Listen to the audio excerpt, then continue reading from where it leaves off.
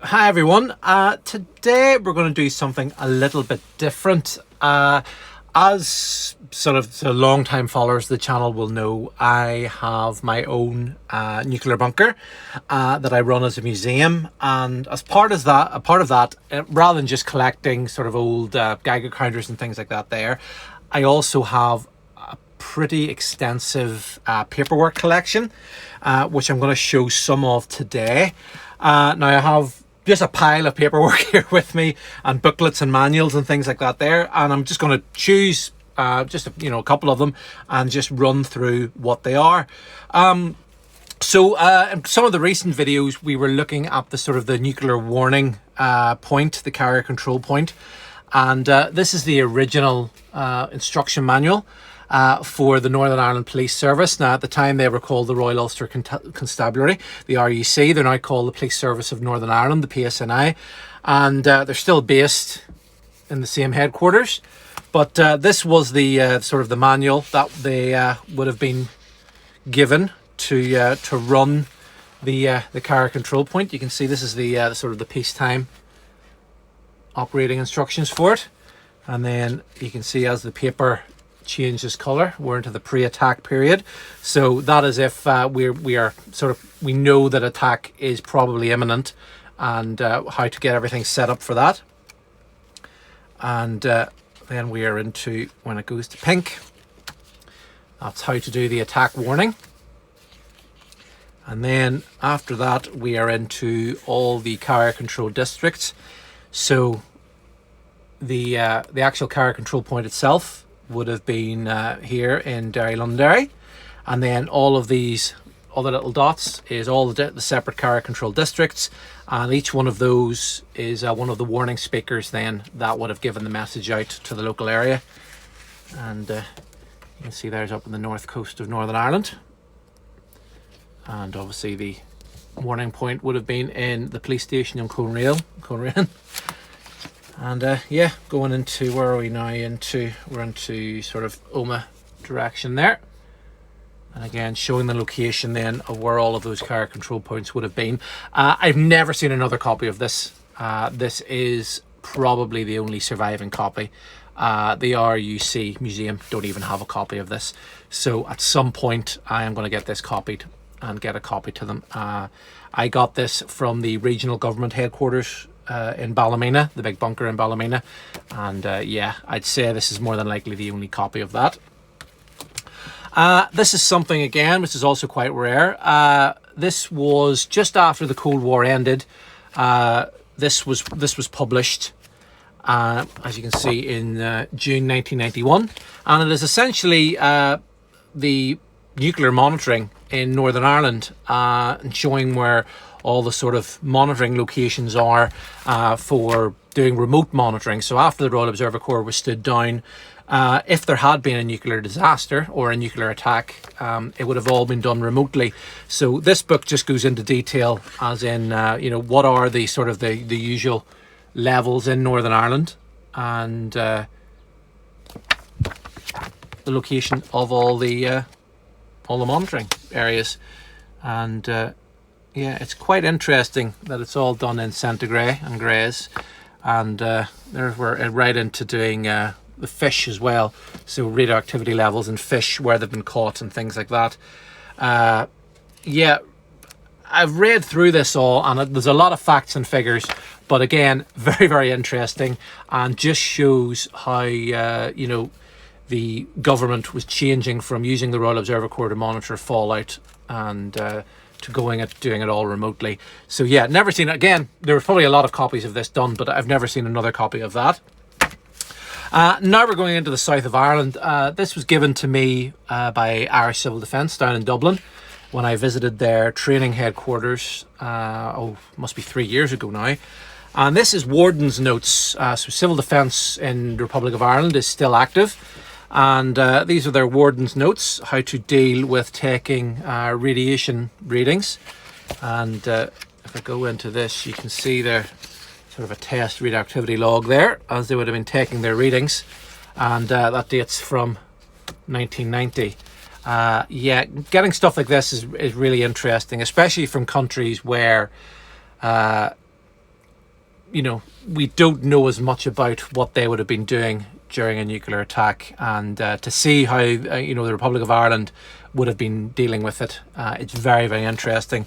And then as part of that, we have this, which is the Irish version basically of Protect and Survive, and it's Bos Betha, and which basically stands for life and death, so life and death, and that is the Irish Civil Defence there in Irish. And yeah, very, very interesting book. You can see the little hole there. That's actually where you would tie it up. So you would tie it up somewhere in your house for, quick access. And it just goes, it actually is printed in English, even though it is Irish on the front, it is English inside. And it just goes into details, as in, it's more so with rural communities rather than cities. So it's things like farms and how to protect your livestock and things like that there. Quite a difference between Protect and Survive and this. I find that this is a lot more truthful into what would happen in a nuclear attack. These rarely come up for sale. As you can see, this one is in incredible condition, hence why it's in this comic book folder. Yeah, I got a couple of copies of this when I was down with Irish Civil Defence, and they had quite a few copies, original brand new copies.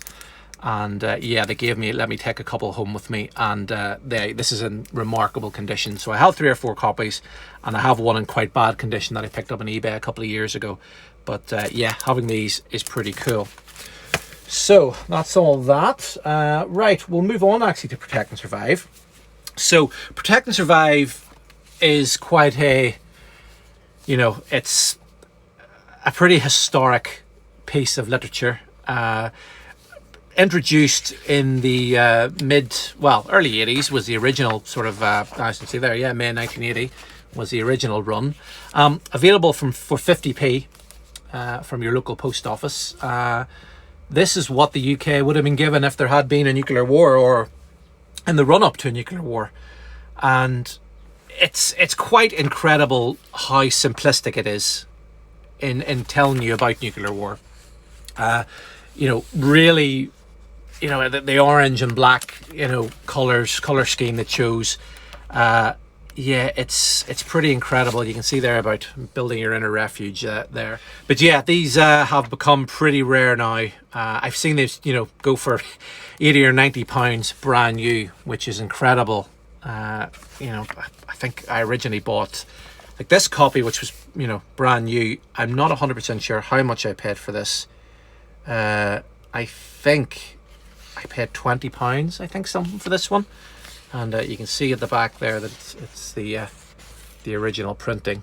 People do reprint these, and in fact I have another copy, and that is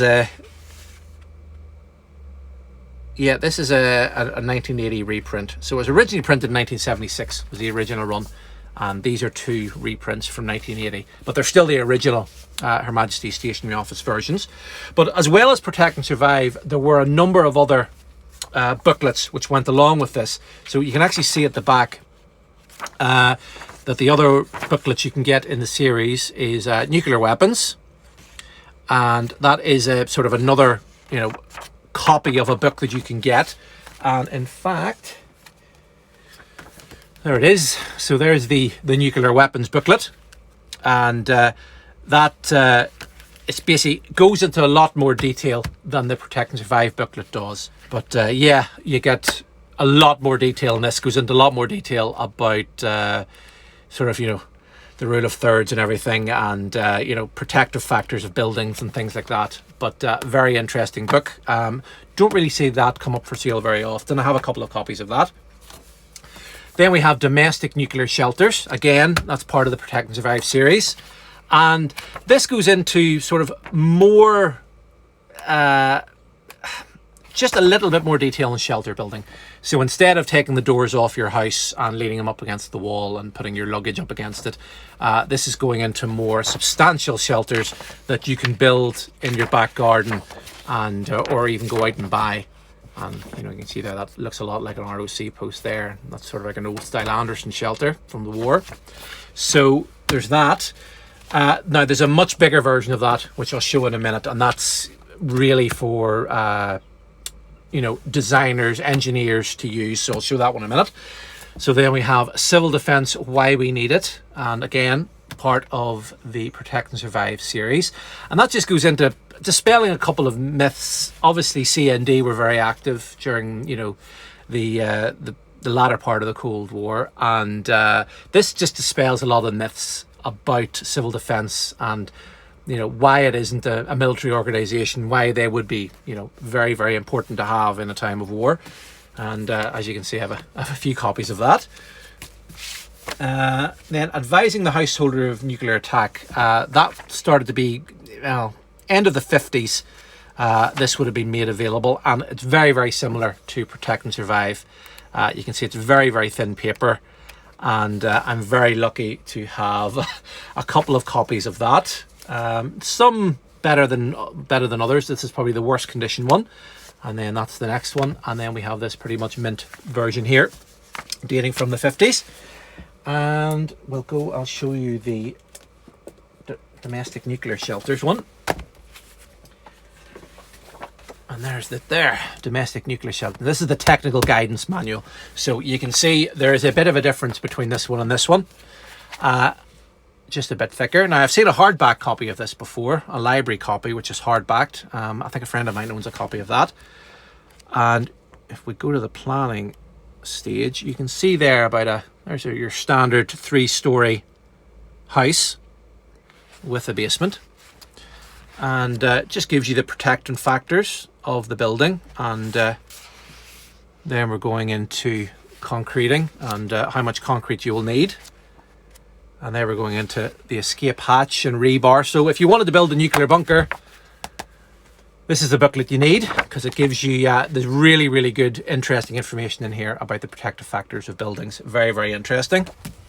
Then we're going into sort of the recruitment brochures. So this UKWMO one, which is United Kingdom Warning and Monitoring Organisation.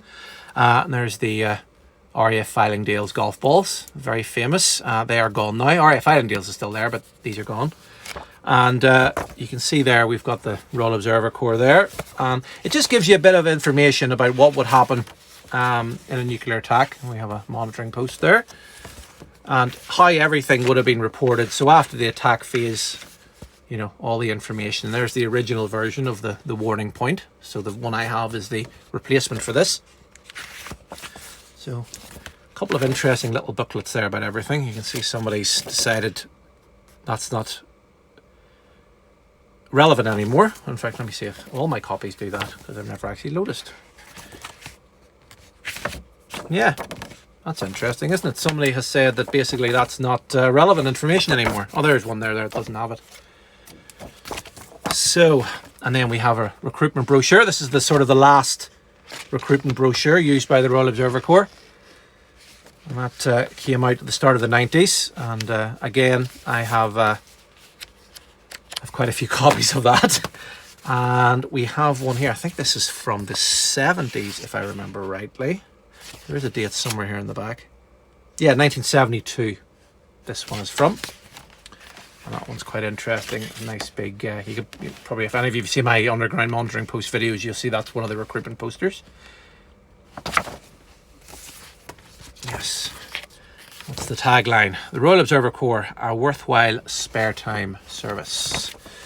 So there's the older ones, another older one, and another older one. Yes, I have quite a few of that. I think 6 copies of that.